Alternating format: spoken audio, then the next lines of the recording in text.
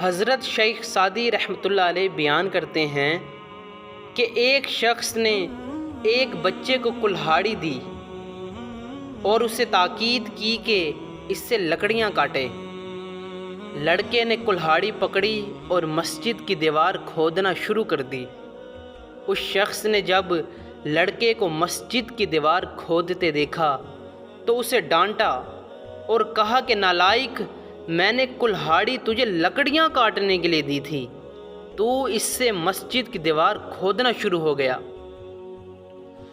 حضرت شیخ سعدی رحمۃ اللہ علیہ فرماتے ہیں کہ جو لوگ زبان جیسی پاک چیز سے اللہ عز و جل کی حمد و ثنا کی بجائے الٹی سیدھی باتیں کرتے ہیں، ان کی اس نادان لڑکے جیسی حالت ہے۔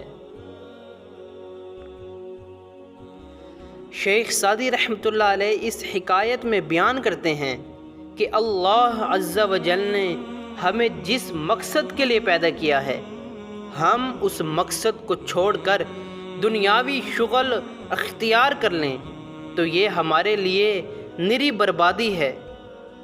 حالانکہ اللہ عز و جل نے ہمیں جس مقصد کے لیے پیدا کیا، ہم اگر اس مقصد کو پالیں تو یہ ہماری کامیابی ہے۔